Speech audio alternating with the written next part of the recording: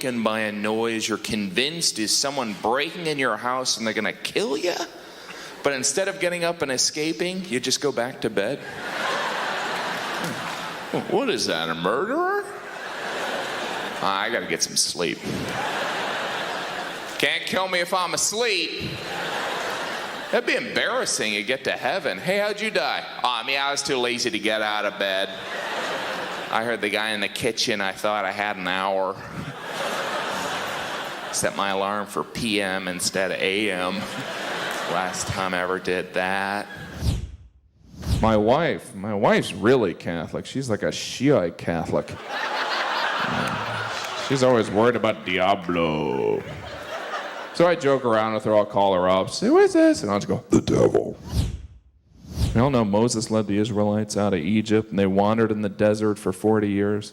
I don't know about you, but after a year I would have been, this Moses doesn't know where the hell he's going.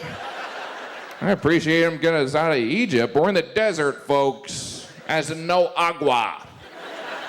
They wouldn't say agua. And after Moses parted the Red Sea, did he say anything? Was he like, ta-da! How about them apples? I'll stop some of your bitching. I don't know if that's chronologically accurate. This guy's going to hell in 2 religions. He's practically sprinting there. Am I the only one that finds it odd that heaven has gates? Gates? What kind of neighborhood is heaven in? What, you die and you go to a gated community? Are the gates necessary? Yeah, we had a lot of kids sneaking in using the pool. Those gates weren't easy. We had to go down to hell, get a contractor and everything. Hey, I'm a contractor. In TV and films, whenever they show someone going to heaven, they always show them going up an escalator, like heaven's in a mall or something. Hey, can we stop by Orange Julius? That place isn't even open anymore. Heaven. I hope heaven's nice. We kind of built it up down here, didn't we? We compare everything to heaven. It's like, oh, try this pie. It's like heaven. What if we got to heaven? They're like, no pie. No pie? On earth? Yeah, those people aren't coming up here. West Virginia, the state slogan of West Virginia is almost heaven, West Virginia, which sounds cool, but that's not like the best promotion for heaven.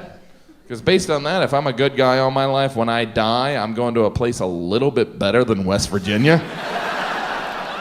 I mean, it's beautiful, but that kind of makes me want to take another look at hell.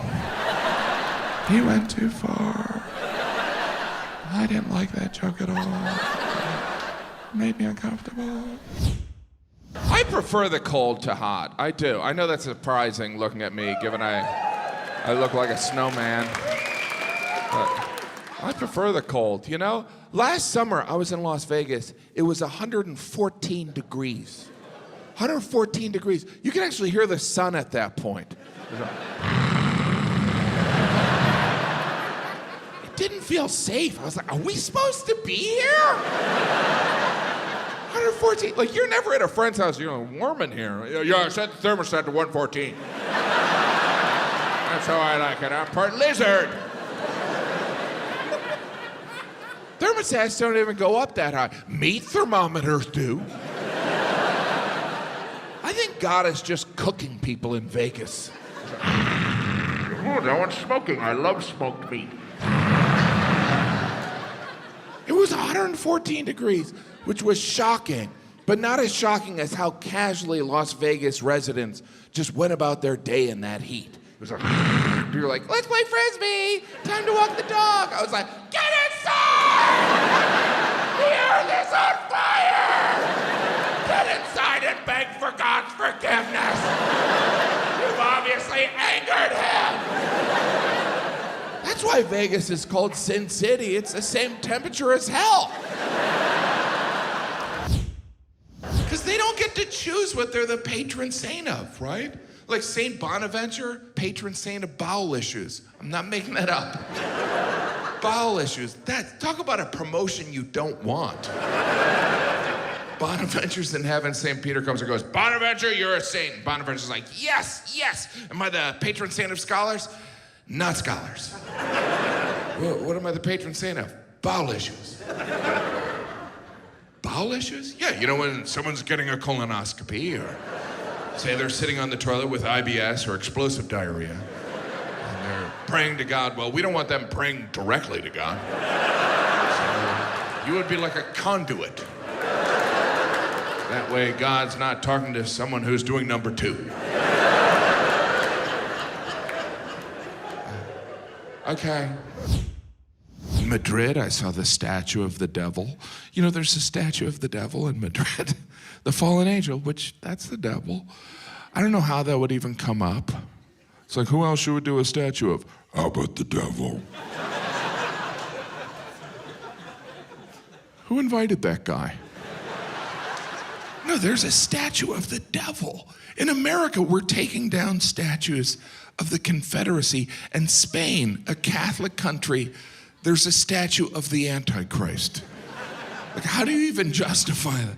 Well, you know, the devil, you know, it wasn't all bad.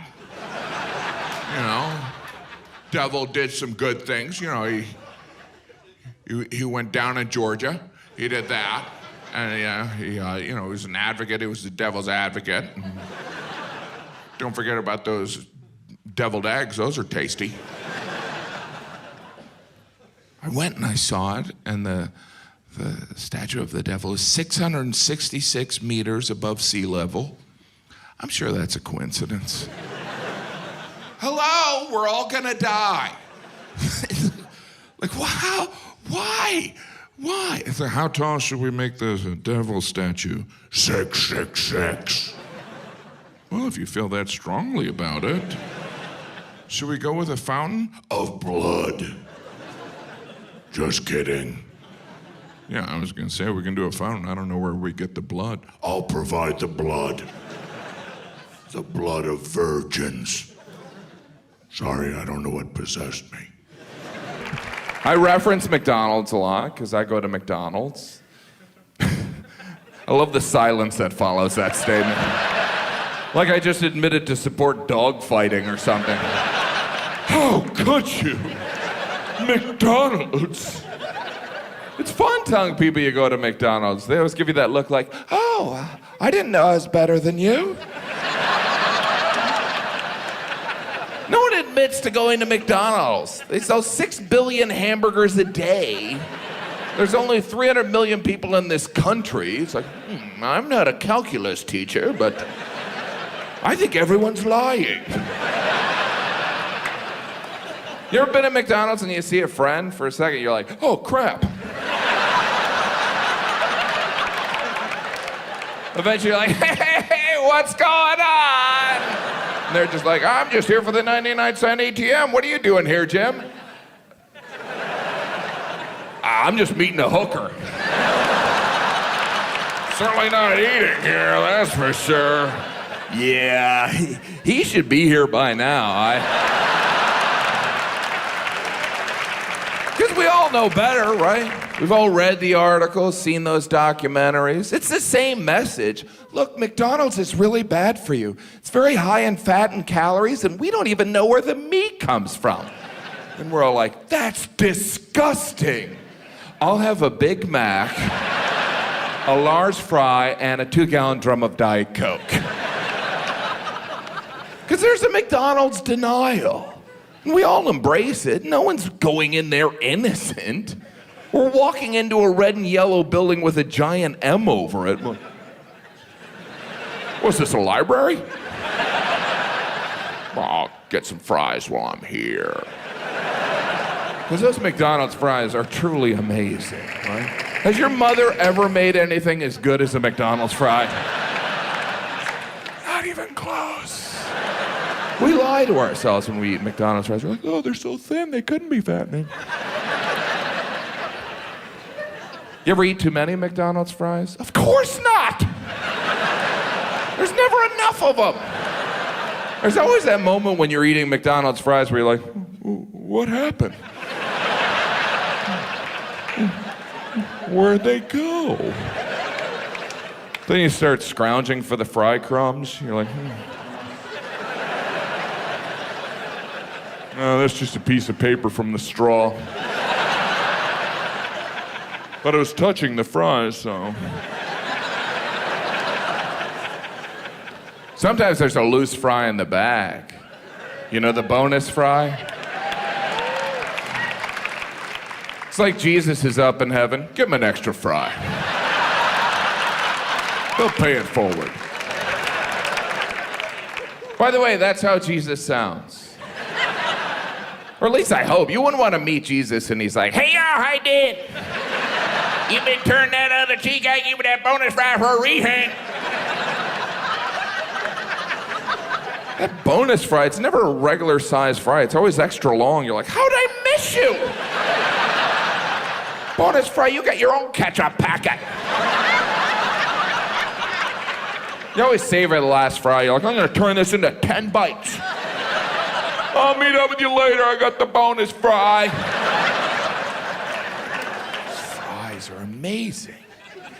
For what, like 7 minutes?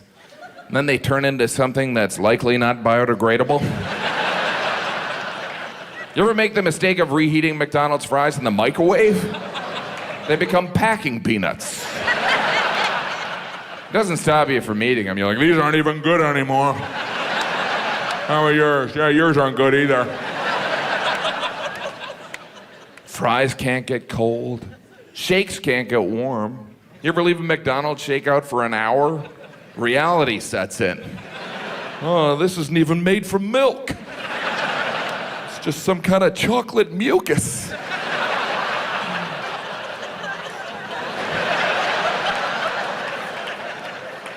But we know all this, yeah. We know those McDonald's commercials aren't realistic, yeah. I just like to see one commercial that showed people 5 minutes after they ate McDonald's. Oh. Now I need a cigarette. I deserve a cigarette break today. But they get us in there, you know. Some of those deals they offer are just cruel. 2 Big Macs for $2? I drive by, I'm like, well, I don't want to lose money on this. I'll get 80 of them. I know some of you are like, sorry, white trashy guy, I don't eat McDonald's. I have friends that brag about not going to McDonald's. I would never go to McDonald's. Well, McDonald's wouldn't want you because you're a dick.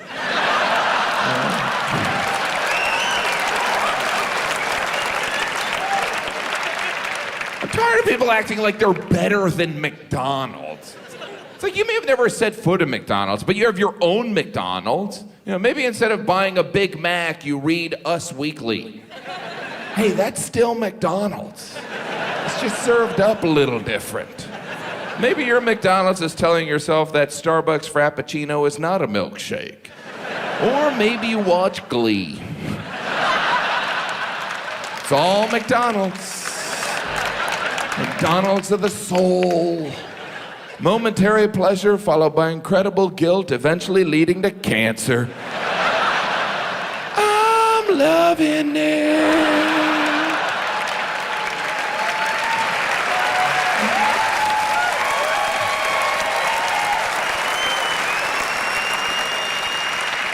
We all have our own. We all have our own McDonald's, you know. It may take me a while to digest my quarter pounder with cheese, but that tramp stamp is forever. Do do do do do. Mistake. Really, it's all McDonald's out there, right? How can we all name 3 people that have dated Jennifer Aniston? It's McDonald's. And we gobble it up just like those McDonald's fries. It's like, who's she dating now? I know I shouldn't, but it's so salty.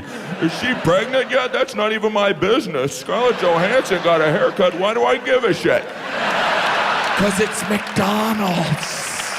And it feels good going down. By the way, if you care who Prince William married, that's Burger King. That's not even our gossip. I just love the societal outrage at McDonald's. McDonald's, there's no nutritional value. There's no vitamins. McDonald's is like, excuse me, we sell burgers and fries. We never said we're a farmer's market. Heck, our spokesman is a pedophile clown from the 70s. What do you want from us, America?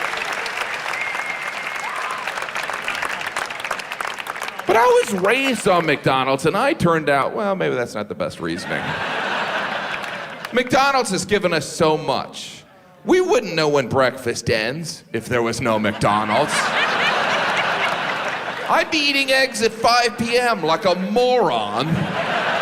Thank you, McDonald's. How are we supposed to know St. Patrick's Day is coming up without the Shamrock Shake? Thank you, McDonald's. Without McDonald's, how would I communicate to the world that I give up? Because if you're over the age of 10 and you're eating McDonald's, you've given up a little bit. It's all over for me. These fries taste good anyway. Thank you very much. It's great to be here in New York. I tell you, there's so many beautiful women in this city, you know what I mean? Tell you, yeah. Every time I'm on the subway, I fall in love. I'm like, oh, there's my wife. Oh, she's getting off. All right, there's the woman. That's a man. There are so many beautiful people. Life's a little easier for the beautiful people, too. Can we admit that? Think about it. If a stranger smiles at you and they're attractive, you think, oh, they're nice. But if the stranger's ugly, you're like, what the hell do they want? Get away from me. What are you, in a cult? Get out of here. Sometimes beauty's distracting, too. Like Halle Berry, she is so beautiful. But whenever she's in a movie, I find it hard to follow the plot. Like when she was in Monsters Ball playing that poverty-stricken woman, the entire time I was watching the movie, I was like, well, why doesn't she just become a model?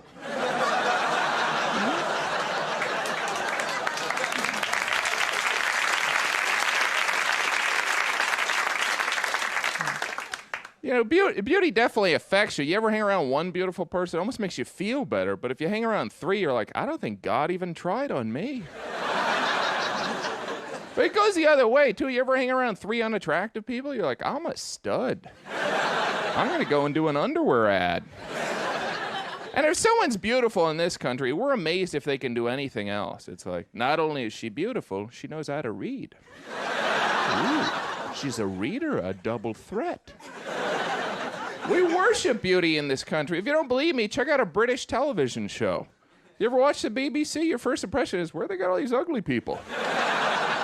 These are the people that got the acting jobs? I feel like I'm watching an Orville Redenbacher commercial. Think about it. You ever watch a music video and the lead singer is not attractive? Aren't you kind of surprised? You're like, wow, they must be talented. Because they're nothing to look at. And we care more about looks than we used to, because our presidents have gotten a whole hell of a lot better looking since, like, Taft. I mean, pull out a dollar bill. Would you really feel comfortable voting for someone that looks like George Washington? He looks like he runs a meth lab. I'm not voting for the guy with wood teeth. We're superficial. Remember when the Cold War was ending and Gorbachev was dismantling the Soviet Union? The world was stunned. But everyone in America, we were like, yeah, he's got that red splotch right here.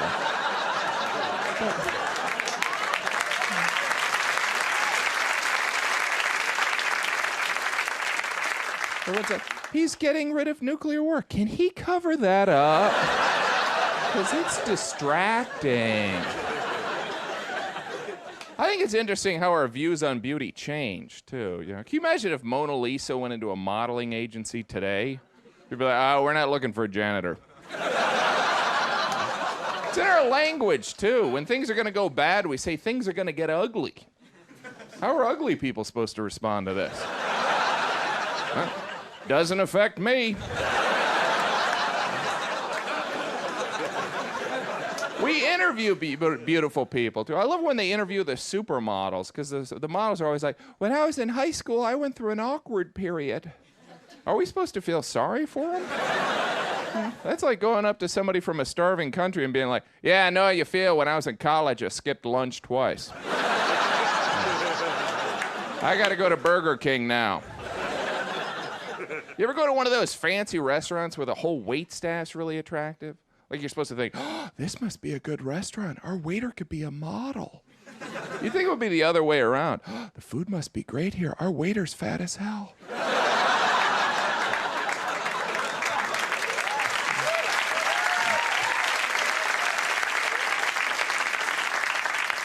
Yeah, I love going out to dinner, though, because you can kind of critique the food. You can be like, how's your appetizer? You know, but you can never do that if you're having dinner at, like, a friend's house. You know, how's your entree? Mine's not that good. I don't think we're coming back here. Unless he gets a new wife. I don't understand the appeal of certain restaurants either, like those restaurants that have home-style cooking.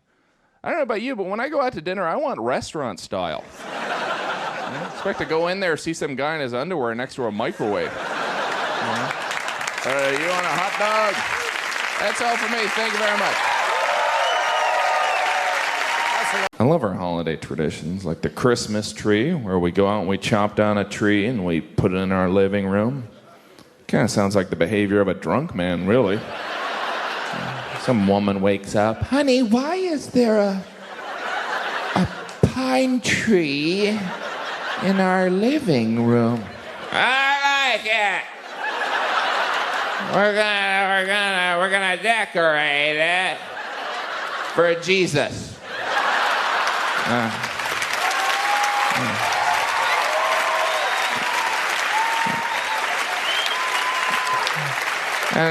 then I'm gonna hang my socks over the fireplace. Fill them with candy. Maybe I'll tie some leaves to the ceiling, see if I can get some action. But now I gotta puke on that couch. Merry Christmas. When I was in Europe, I tried all the local specialties, you know. Norway, I tried reindeer meat. I was in a Norwegian butcher shop in January, and they had a sale on reindeer meat, and nothing says Christmas season is over. Quite like a sale on reindeer meat. It's gotta be a tough day for Santa. It's like, I want to thank all you reindeer who helped this Christmas. Great job. Now, when I call your name, come with me into the smokehouse. I think the most disappointing cake has to be fruit cake, you know? You think that would be better. It doesn't add up. Fruit, good. Cake, great. Fruit cake, nasty crap. Have you tried fruit cake? I don't even think that's fruit in there. You're like, what is that, a Skittle? So what is a seed here? What is this, a treasure map? What is the recipe of fruitcake? Anything but fruit? It's like the baker was just clearing off the counter. Put all this crap in there. Nobody eats this stuff. They just mail it to relatives.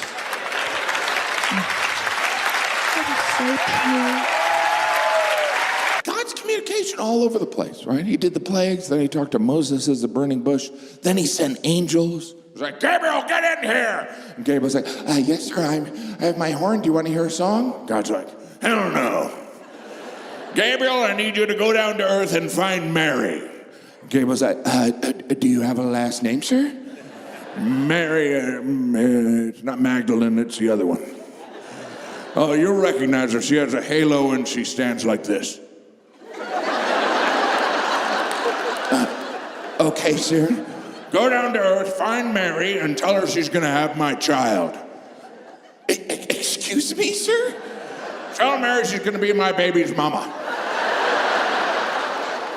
Sir, you want me to tell her? Well, I can't do it. She's only 14, it would be inappropriate. Anything else, sir? Yeah, when you're down there, get me some hummus. I try and schedule tours around school breaks. You know, like at Christmas one year, I did a bunch of shows in Florida. My wife and kids came down. My wife's family also came down because they didn't want us to have a good time. I'm kidding. I love my wife's family. Did that sound believable? I do love them. They're my in-laws. That's a strange term, in-laws. Like, are you related? Legally. In a court of law. In-law, it's like the opposite of being in love. We're in law. We law each other. Very much. In-laws are like family you're assigned. It's like, you want to spend your life with that person? You got to take those 10 people. All of them? My only issue with my in-laws is there's too many of them. My wife is one of 9 children, So every holiday, all 9 of the siblings and their individual families all get together and spend every moment together. Over Christmas, I went to a movie with 30 people. I didn't even know that was legal. We were walking around, people thought we were from a church. To put it in perspective, Jesus only walked around with 12. I learned very quickly, I don't want to do anything with 30 people. If I was on the Titanic and the last rescue boat was filled with 30 people, I'd be like, you guys go ahead. I don't want to be there when you try and decide where to eat lunch. Often it was more than 30 people, because sometimes those 30 people will invite other people. So you'll have conversations and someone will be like, I'm your wife's uncle's best friend. Like, oh, there's a term for that. Stranger. You're a total stranger. Some people get so into Christmas they decorate their yards. It seems completely backwards. All right, chop down that tree, bring it in here. Take all these lights, put them out there. Oh, I really gotta get a job. He's anti-Christmas.